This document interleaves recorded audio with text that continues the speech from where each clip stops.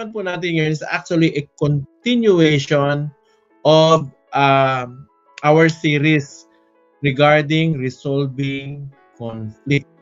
Pero sa gabi pong ito, ang pag-uusapan natin ay Biblical Conflict Resolution for Church Leaders. Ano po? Church leaders, tayo mismo at saka yung sa church. Nakuha niyo po. Ang conflict daw po ay natural part of human life. Especially, we are in interaction with different personalities and with different person. Kahit sa church, meron pong nangyayaring conflict between members to members or between members to leaders o kaya leaders to leaders. At minsan nakakalungkot, may conflict din po kahit minsan sa pastor tsaka sa mga members. It's a natural part of human interaction. So we encounter conflicts. Ngayon, ito maganda. Kung paano natin ina-handle yung conflict sa ating buhay, doon naman natin na ipapakita yung commitment natin kay Jesus. At yung role ni Jesus sa atin bilang ating mga leader at kung paano naman tayo hinuhubog ni Jesus bilang mga leader sa church. Pag sinabi po natin church, hindi po building ang pinag-uusapan natin dito. Pag sinabi po natin church, ang pinag-uusapan po natin dito ay yung mga kalipunan ng mga taong totoong sumasampalataya sa Panginoon. Nakuha niyo po. Ngayon, meron po mga biblical principles at mga practical tools na pwede nating magamit at mahasa tayo upang sa ganon, maayos natin agad kung anumang sigalot o anumang problema sa atin at sa ibang tao.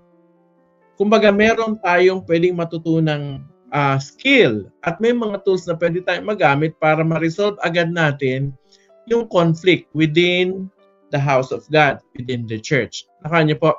Alam niyo po, sa Bible, merong mga church leaders na nagkaroon din ng conflict pero they were able to handle it according to the biblical principles which the Lord Jesus Christ gave us. So, therefore, ano nangyari? It helped them. It helped actually the church to grow. Ngayon, pag-usapan muna natin ang biblical foundation. Ano ba ang nature ng conflict? What is the nature of conflict? Nakuha nyo? Ayan, biblical conflict resolution. This is for leaders, conflict resolution. Pag-usapan natin, we can learn biblical principles. Nabanggit ko na po yan kanina. Pag-usapan natin, ano yung mga biblical foundations? Ano ang nature ng conflict? Pag sinabi nating nature, ano yung katangian nito? Nakuha nyo? Una, yung tinatawag na origin. Saan ba nanggagaling yung conflict? Ayon sa Bible, may pinanggagalingan yan eh. So, let's read James chapter 4, verse 1 to 2. And we will be able to find out one of the origin or natures ng conflict. Yung pinanggagalingan nito, saan ito galing. James chapter 4, verse 1 and 2, sabi rito, sabi ni James patanong, sabi niya, what causes fights and quarrels among you? So, tinatanong dito ni Santiago, sa mga mananampalataya ng unang panahon, ano po, first century Christian, sabi niya, ano bang pinanggagalingan ng inyong mga pag-aaway-away at pagtatalo-talo? Tapos, sabi, hindi ba? Sabi niya, don't they come from your desires that battles within you? Ano sabi ni Santiago? Sabi, hindi ba galing yan sa inyong mga pagnanasa? Sa desires na nanggagaling sa kalooban nyo. At yung desires na yun daw, nagbabattle within you. So, anong sinabi niya pa? Sabi, you desire, may hinahangad kayo, sabi niya, but do not have. So, you kill. Sabi niya, meron kayong mga ninanasa, meron kayong kagustuhan, pero hindi niyo makamit. Kaya, ang ilan sa inyo, papatay na lang. Sabi, you covet, but you cannot get what you want. Naiinggit kayo, may mga gustong-gusto kayong makuha, may mga ninanasa kayo, pero hindi nyo makuha. Nakuha nyo, hindi nyo makuha yung gusto nyo. Kaya ang ginagawa nyo, sabi niya, nag-aaway-away kayo. You quarrel and fight. Ano pa sabi niya? You do not have because you do not ask God. Sabi niya, hindi nyo makuha yung gusto nyo, wala kayo, ng mga hinahangad nyo, simple lang. Ano daw ang dahilan? Kasi, hindi naman kayo humihingi sa Panginoon. Alam nyo, ang conflict na makikita natin dito ay minsan nag-uugat o nagmumula doon sa mga tinatawag na selfish desires. Hindi ba gano'n naman? Kapag selfish na tayo o kaya selfish ng ibang tao, tapos may gusto siyang makuha, sarili niya lang iniisip niya, doon nagkakaroon ng conflict sa ibang tao. So yun, selfish desires. Ano pa? Pride. Diba? Kapag iniisip na natin na mas magaling tayo, mas mahusay tayo, mas importante tayo, mas mahalaga tayo, kapag nandun na yung kaisipan natin na mas doon, nagsisimula yung conflict. Or ang isa pa, yung sabi rito ni Santiago, meron kayong gusto pero hindi niya naman hinihingi sa Panginoon. So anong ibig sabihin nun? They are self-reliant. Hindi sila nagtitiwala o nakaasa sa Diyos. So, hindi sila God-reliant. So, eto, selfish desires, pride, and lack of reliance on God. Yun minsan ang pinanggagalingan ng mga conflict. Nakuha nyo? Yun ang pinanggagalingan. Now, another verse in the Bible. So, bagamat ang conflict, ayaw natin yan, di ba? Sino ba naman may gusto niyan? At ang origin ng conflict ay very selfish desires, pride, and lack of reliance on God. Pero alam niyo ba na ang conflict is actually also an opportunity. What is this? Actually, this is an opportunity to grow if handled appropriately. Nakuha nyo? Ano sabi sa Romans chapter 8 verse 28? Basahin natin. And we know that in all things God works for the good of those who love Him, who have been called according to His purpose. Ano daw dyan? Yung mga nagmamahal daw sa Panginoon, ang Diyos kayang gumawa sa ikagaganda ng kanilang buhay. Kahit paminsan parang masalimuot. God can work on that so that it can bring a positive outcome. Nakuha nyo? Although ang conflict, painful, pero this is actually an opportunity to grow. God can use conflict so we can grow spiritually, we can mature, especially on how we can relate with other people. Especially when we have and when we do reconciliation, this is actually also an opportunity for a deeper unity within the body. Nakuha nyo? Isang talata pa sa Bible, ang sabi sa Proverbs 27 verse 17. Sabi rito, as iron sharpens iron, so one person sharpens another. Conflict can be used to help us grow. Ano daw ang sabi dyan? Ang sabi dyan, kung paano daw ang bakal ay pinatatalas niya ang kapwa niya bakal, ganun din ang tao. Paano nagiging matalas yung bakal? Di ba kapag nagkakaroon sila ng friction, di ba? Pag nagkakaroon na ng friction, halimbawa yung funnel o yung kapwa bakal, pinatatalas siya talaga. So yung bakal, kapwa bakal, nagtutulungan sila para maging matalas. Ganon din daw sa tao. Nakuha nyo? Ang sabi ng verse ng Bible, nagkakatulungan. And sometimes, you know what? Yung conflict, ginagamit ng Panginoon para tayo ay magkaroon actually ng kasanayan kung paano itatrato natin ang ibang tao. Nakuha nyo? So, ano yung mga core principles na dapat nating matutunan when it comes to conflict resolution? So, conflict ay may origin, may pinanggalingan, at ang pinanggalingan nito yung mga desires natin, yung pride natin, at yung lack of self-reliance. Pero this is actually an opportunity for us to grow, especially with our relationship with other. Ngayon, Ano yung mga dapat nating matutunan pagdating sa conflict resolution? Ano yung mga attitudes o tayo mismo ay dinidisplay, ginagawa? Ito po yung mga yun. Number 1, yung tinatawag na humility and self-examination. Humility and self-examination. Napakahalaga po nito ng pagpapakumbaba kung gusto natin magkaroon ng pakikipagkasundo, pakikipag-ayos doon sa ibang tao.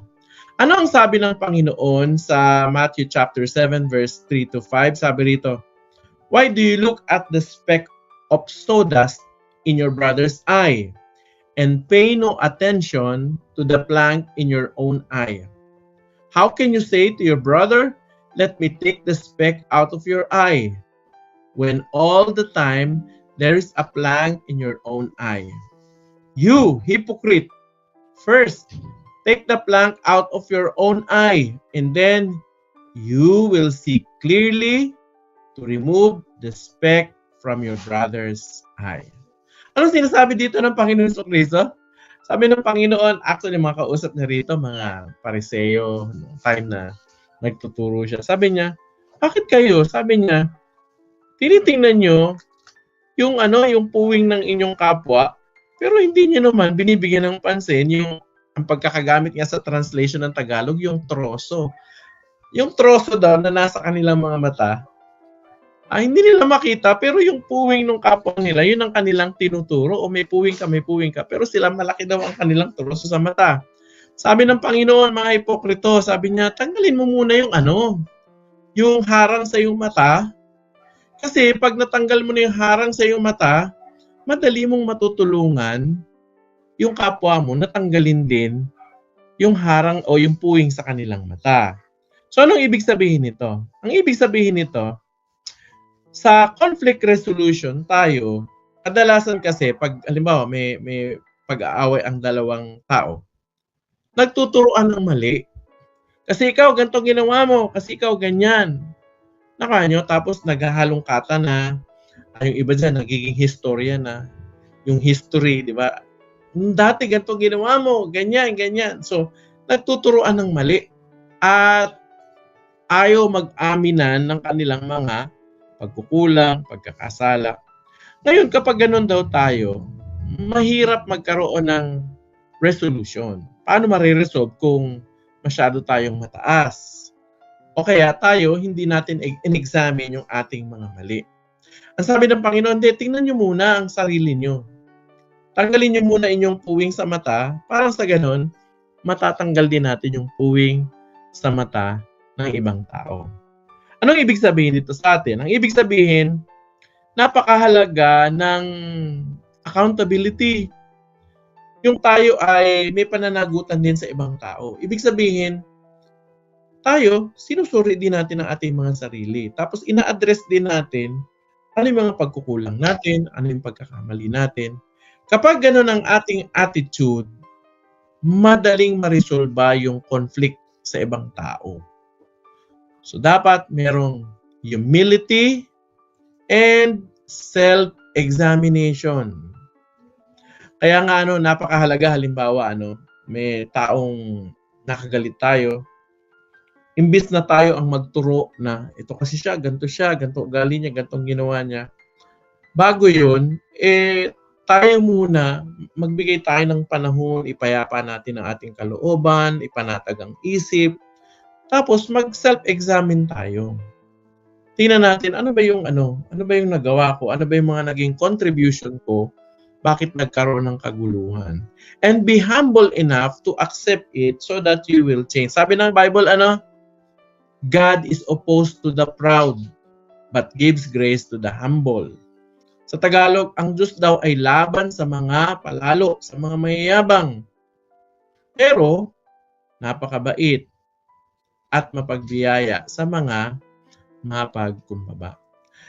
Philippians chapter 2 verse 3 to 4, sabi rito, tingnan nyo ha, ang tinuturo sa atin dito ito, do nothing out of selfish ambition or vain conceit. Rather, in humility, ano itong gagawin natin? Value others above yourself, not looking to your own interests, but each of you to the interests of others. Dalawang bagay makikita natin dito. Number one, dapat i-value daw natin ang ibang tao. Sabi rito, i-value daw natin na dapat mas mataas sa atin. Nakanyo, above ourselves eh. So kapag ganun ang tingin natin, oy, si Mrs., si Mr., o kaya si Kuya, si Ate, o yung kapitbahay, mas mataas sa atin, so hindi tayo hindi na tayo magpupumilit pa, di ba? Kasi kaya naman tayo minsan prideful kasi ang tingin natin mas mataas tayo, di ba? So, i-value daw natin sila, mas mataas sila sa atin. Pangalawa, wag lang daw yung interest natin ang ating titingnan. Naintindihan ko na tayo po, may mga interest talaga tayo. Hindi na mawawala sa atin. Pero sabi, dito sa atin, bilang mga Kristiyano, dapat hindi na lang interest natin ang tinitingnan natin. Dapat mas malawak sa interest natin ng ating nakikita. Nakanyo, sa interest ng ibang tao at higit sa lahat sa interest ng Panginoon. Kasi mas mahalaga mga kapatid, mas mahalaga talaga ang relasyon kesa sa mga bagay-bagay o ari-arian. Hindi ko alam kung nakakita na kayo ng isang taong mamamatay tapos mamamatay siya. Nung mamamatay na siya, ang tinawag niya ang hiningi niya yung Mercedes-Benz. Yung halimbawa, parang ganito, mamatay na ako. Pwede ba, dalhin niyo ako sa Mercedes-Benz kasi magpapaalam ako. May ganun ba kayo nakita? O kaya yung pakikuha nga yung mga titulo para mahalikan ko man lang ng huling sandali bago ko bawian ng buhay. May ganun ba? Wala di ba? Normally, kapag isang tao ay mamamatay na, nasa deathbed na, anong ginagawa niya? Pinapatawag yung mga mahal niya sa buhay. So, mga kapatid, relationship is more important than anything, than things in life. Nakuha niyo, mas mahalaga yung relationship. So, anong ugali dapat ang ating ipamahalas? Humility and self-examination. Pangalawa, na core principle. Number 2 is that seeking reconciliation and forgiveness. Core principles of biblical conflict resolution. Ano daw? The seeking of reconciliation and forgiveness.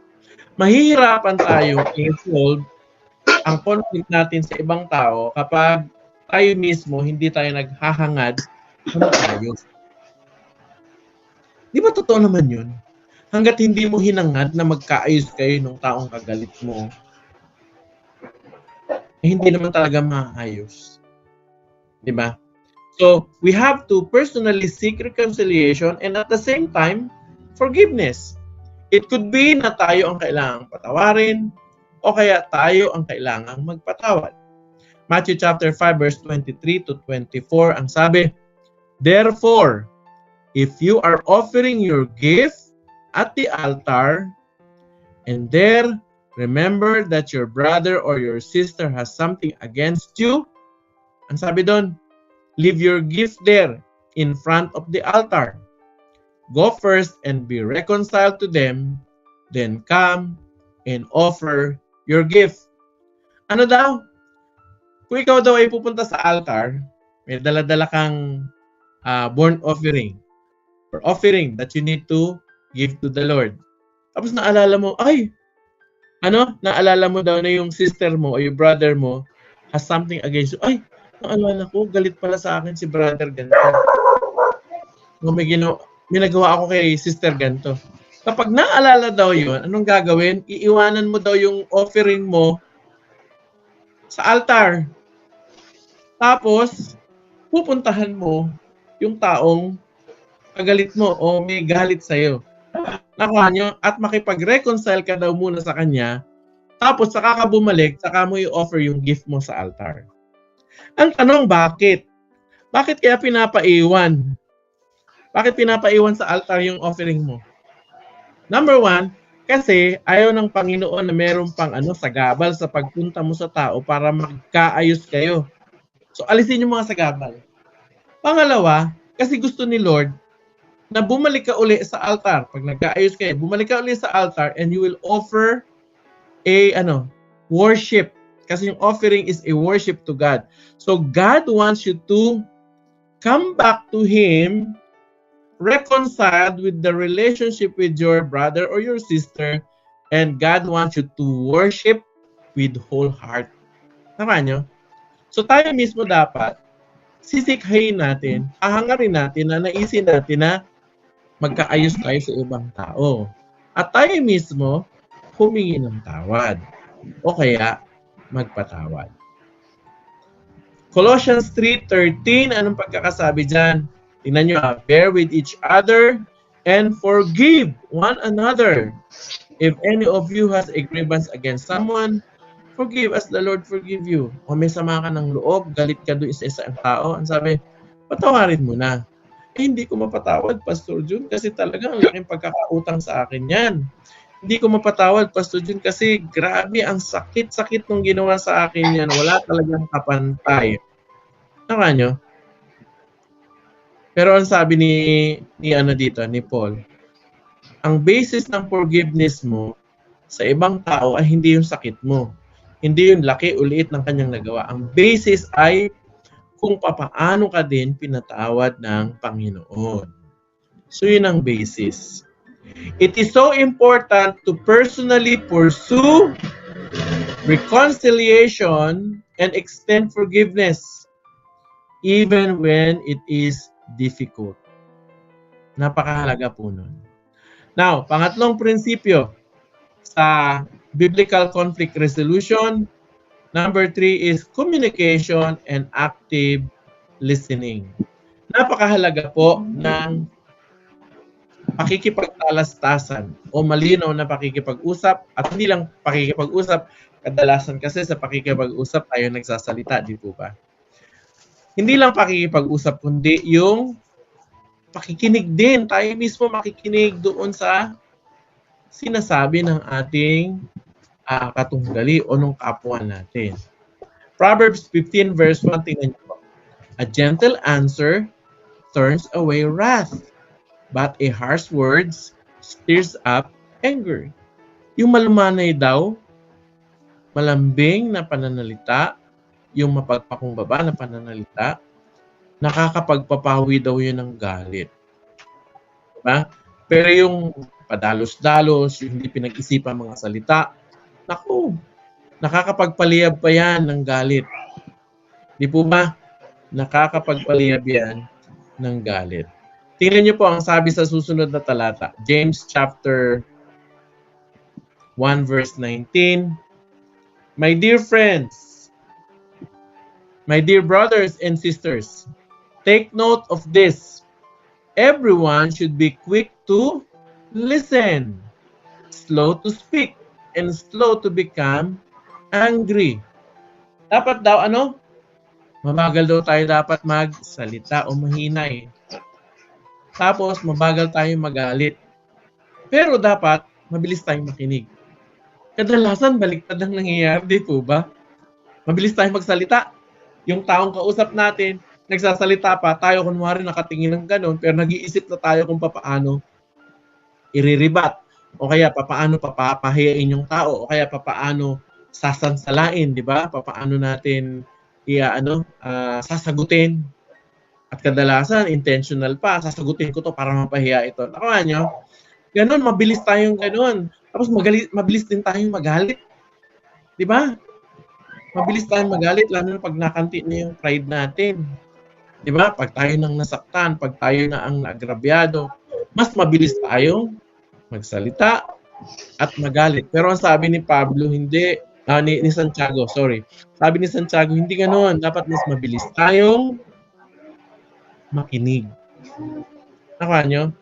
Proverbs 18:13, to answer before listening is a folly and shame.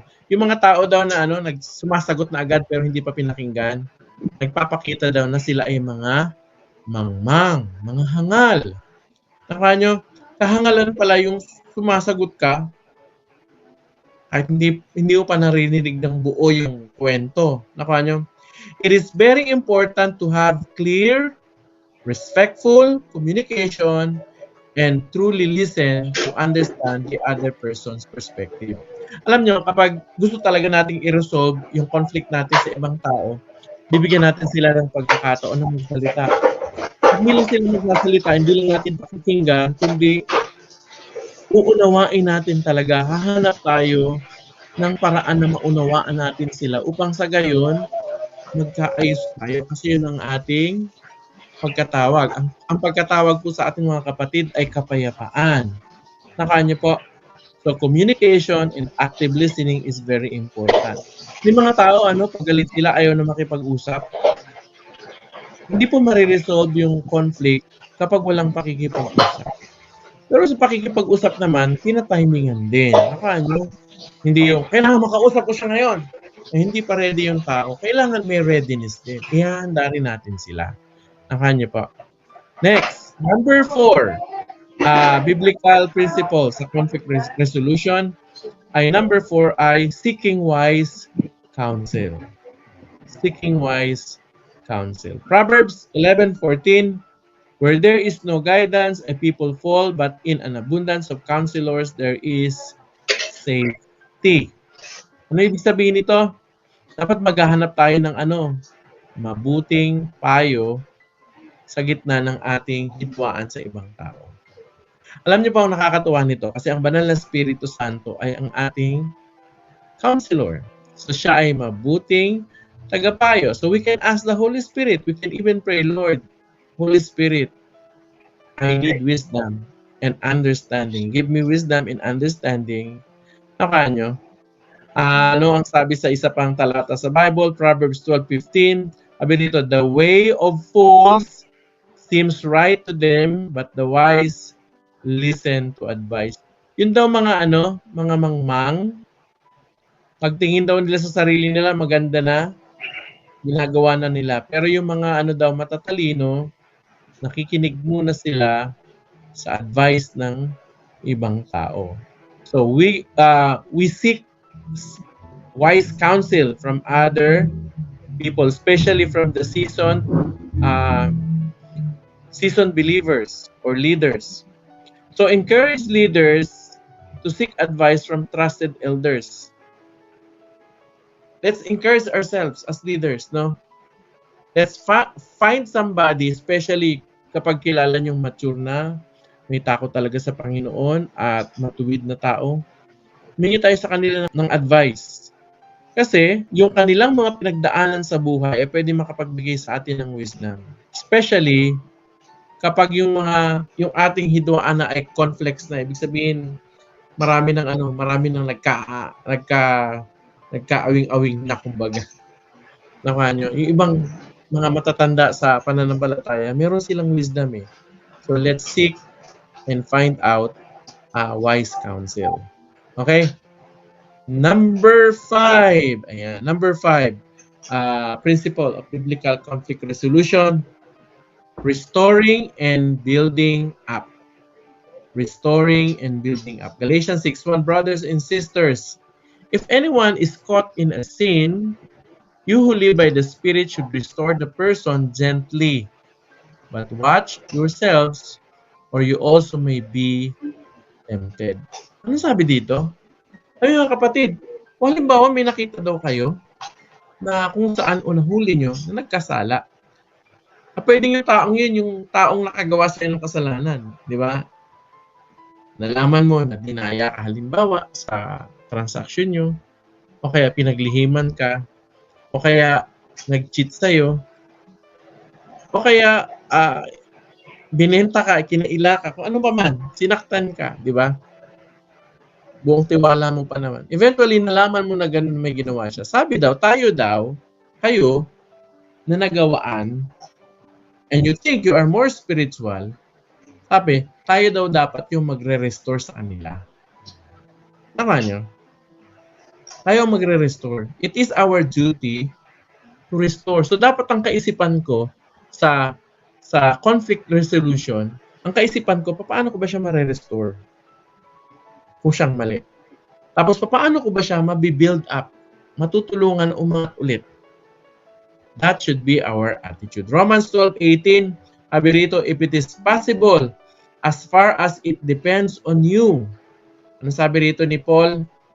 Live at peace with everyone. Sabi niya, kung maaari, tayo bilang mga mananampalataya, mga mas mature sa pananampalataya, kung tinuturing yung mature kayo, sabi rito, hangarin natin ang kapayapaan.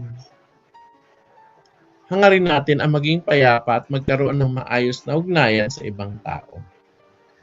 The goal of dialogue is restoration. Kapag tayo ay nakipag-communicate, nakipag-dialogue, nakipag-usap, ang goal dapat natin ay paano ko ba siya ma-restore? Paano ko siya matutulungan?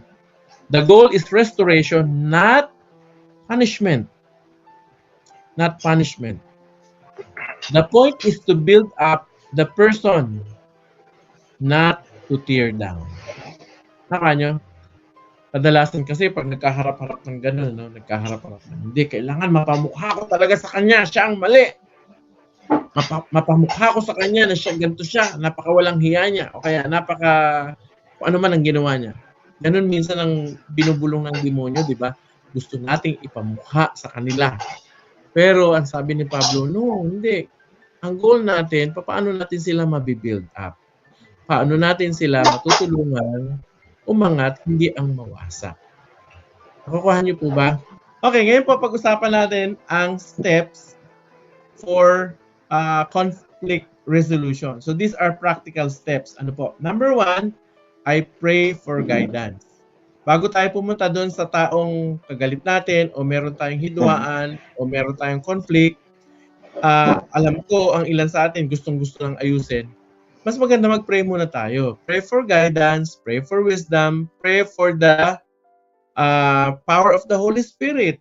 Pray that the Holy Spirit will be our guide and our mediator. Maganda na mag-pray muna tayo para ayusin ng Panginoon yung puso ng tao, tayo rin mismo, at yung puso ng tao kakausapin natin. So napakahalaga po ng prayer. Kasi yung prayer, hindi pa man kayo nag-uusap ng tao, may ginagawa na ang banal na spirito. So we can pray directly actually to the Holy Spirit. We can pray like this. Holy Spirit, pwede po ba ayusin yung puso ko, ayusin niyo rin yung puso ng taong kagalit ko, at ang prayer ko, pag nagkausap kami, magkaunawaan kami, maging malinaw ang aming mga isipan, magkaintindihan kami, at pag-ibig ang paghariin sa aming dalawa. So pwede pong prayer yung gano'n. Pangalawa po, ay examine your own heart. Examine. So bago ako lumapit dun sa tao, susuriin ko, bakit ko ba siyang gustong makausap? Pwede kasi na sa likod ng utak natin, gusto natin makipag-usap, pero ang gusto natin mangyari, sisihin siya. O kaya pagmukhain siya na may kasalanan at mas mababa sa atin. Nyo, pwedeng ganun eh. Nasa puso natin, hindi pakikipag-reconcile, kundi yung tao ay madiin natin. Di ba? So, kailangan, prayerfully, susunod, teka, bakit ba kakausapin ko ang taong to? Ano ba yung nasa likod ng aking motibo? Remember, sa conflict resolution, dapat ang ating intention ay resolution. So, pag hindi resolution, hindi pakikipag-ayos ang ating motibo, teka muna, ipagpaliban muna siguro natin. Kasi baka mamaya, imbis na maging maayos, ay lalo pang napasama yung ating pakikipag-usap. Nakaya niyo po. Ano pa? Number 3, we have to approach the person privately. Ano ibig sabihin nun?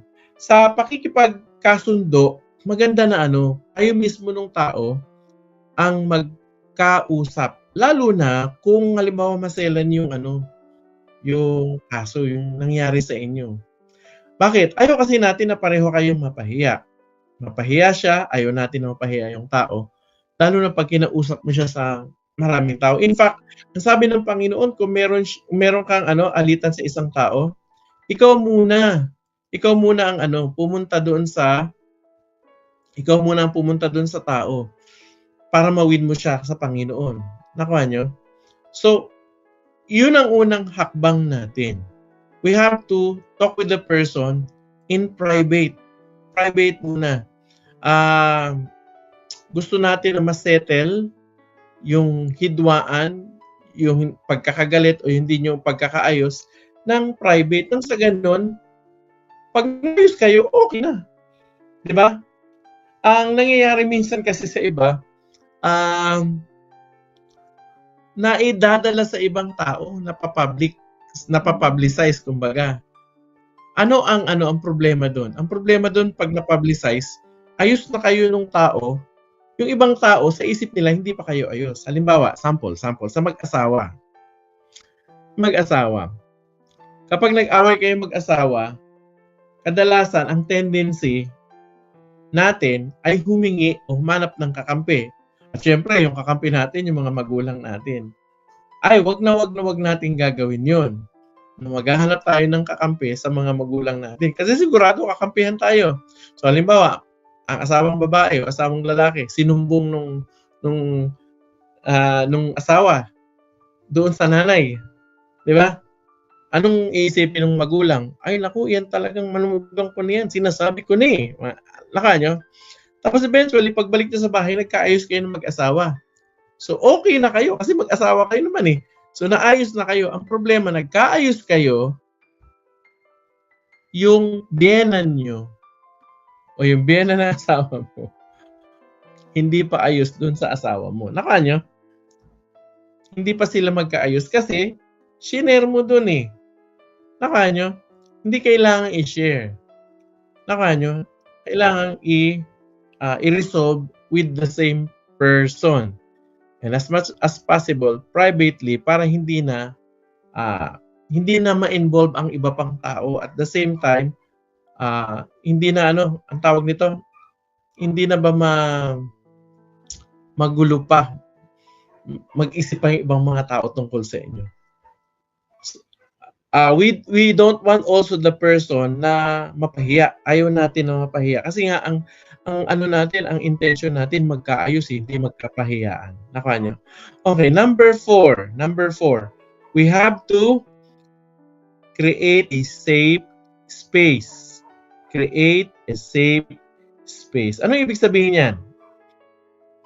Meaning to say, kung makikipag-usap ka dun sa tao, makipag-usap ka sa neutral ground. So, provide a neutral and confidential setting. A place of neutrality. Ibig sabihin ng place of neutrality, yung lugar na kung saan may kakampi ka o kaya may kakampi siya. Kasi, imbis na magkaayos kayo, dahil ang dami niyang kakampi, hindi kayo nagkaayos. O kaya ikaw rin, ang dami mong kakampi.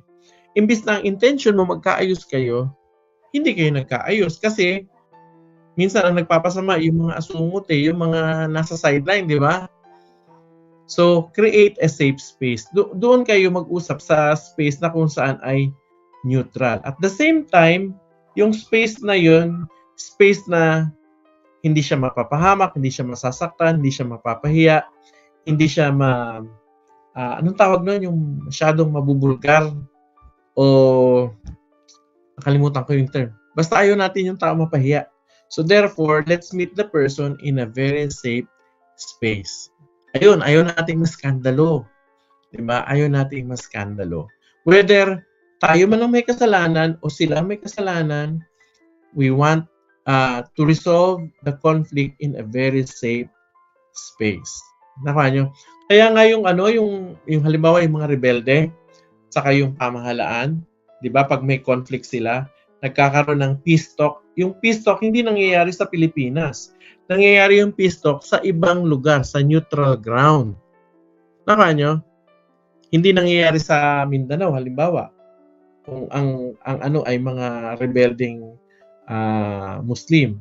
O hindi rin sa lugar ng Manila, na kung saan nandito syempre yung mga kampo. Hindi doon, kundi lumalabas sila sa isang safe space para nang sa ganon may mutual trust. Nakuha nyo? Okay, number five. Facilitate dialogue. Facilitate dialogue. Ano ibig sabihin ng facilitate dialogue? You have to guide the conversation, ensuring that everyone has an opportunity to speak and be heard. Nakuha nyo?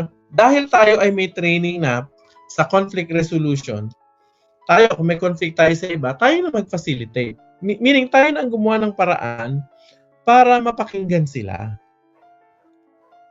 Kaya naman minsan nagagalit sila kasi hindi napapakinggan. May mga ganung tao Galit lang kasi hindi nyo kasi kami pinakinggan. Nakuha nyo? Ganon. So, tayo mismo mag-facilitate. O sige po, gusto namin kayong marinig. At kapag nagsalita sila, pakinggan nyo lang. nagpapaliwanag, pakinggan nyo lang, ibubuhos lang nila minsan yung damdamin nila. Pag ganon, anong gagawin? Pagkatapos, hindi naman ibig sabihin tatanggapin mo lahat ng sinabi nila na mali. Hindi, pakinggan nyo lang para maintindihan nila na naiintindihan natin. At the same time, kung meron ka namang gustong sabihin, so you earn the right also to be heard. Ngayon, ganun din. Halimbawa, hindi ikaw may problema. May dalawang party ang may problema. Dahil tayo na-train tayo sa conflict resolution, tayo mismo ang mag-facilitate. Meaning to say, bago sila mag-usap, gagawan mo ng rules. Sasabihin mo, magsasalita po muna ang isa, bibigyan natin ng pagkakataong magpaliwanag. Pagkatapos po nun, yung isa naman po. Nakuha nyo? Okay. Sa yung third lesson natin, next week, ang pag-uusapan natin how to resolve conflict, yung marital conflict sa ating asawa, no? Pero yung last topic natin maganda kasi conflict mediation. How to mediate within two parties na may conflict. Tayo ang gagamitin ni God kasi tayo ay mga anak ng kapayapaan. Nakuha nyo? Now, upon doing that, we have to facilitate a good dialogue. Meaning to say, we will ensure that everyone has an opportunity to speak and to be heard and understood. Nakuha nyo? May mga tao na hindi naman kailangan nilang igiin yung kanilang right, basta gusto lang nila na naintindihan sila. Okay, number 6. Number 6, we have to identify the issue. Ano ibig sabihin nun? Narinig nyo na yung kanilang sinabi, yung kanilang damdamin, na intindihan na natin. Pero dapat i-identify, ano pa talaga yung problema? Bakit nagkaroon ng conflict? Okay nyo? Yung damdamin, magkaminsan hindi yun ang problema. Ano na lang yun, na isakay. Pero ang problema talaga, halimbawa kanina, sa grupo namin, may nag-share, kadalasan ang nangyayari conflict sa kalsada, yung git-gitan. Di ba? Minsan kailangan lang i-identify ano ba yung issue talaga kasi pinilit niya. O kaya sa atin din, kasi pinilit ko yung gusto ko. O kaya pinilit. Nakuha nyo, kasi napakahalaga na maintindihan yung issue para ma-address yung issue. Nakuha nyo? Kaya hindi pinapairal yung damdamin eh. Kasi galit ako. Oo nga, galit ka, pero bakit ka nagagalit? Ano yung pinagmulan ng galit mo? Kasi, pagod ako, tapos sample lang sa mag-isa, pagod ako, tapos walang pagkain. Okay. Ang issue pala, pagod siya, tapos gutom. So, yun ang i-address natin. Yung gutom, saka yung pagod. Pahinga ka muna. Paghahanda kita ng pagkain. Nakuha nyo? Hindi yung galit. So, yung emotion, hindi talaga yun yung issue. Ang issue, ano yung pinag-ugatan. So, kailangan nating ma-identify yun para ma-address. Nakuha nyo? Next, number 7, focus on solution. Focus on solution, not on the problem. So we have to encourage participants to think of and agree on practical solutions. Meaning to say, we have to find a win-win solution. Nakanya? O nakita na natin ang problema. So paano ba natin ito masusolusyonan? Nakanya? Magfo-focus tayo sa paghahanap ng solusyon, hindi tayo magfo-focus dun sa problema. Bakit? Kasi pag nag-focus tayo sa problema, gulo ang magiging kahihinatnan kasi puro problema. Pero pag nag-focus tayo dun sa ano mo pwede natin gawin dyan, anong solusyon. Diba? Meron doon sa akin po pinagtatrabahuhan, yung isang driver ko ng jeep, naka-atras ng kotse. Bagong-bago yung kotse.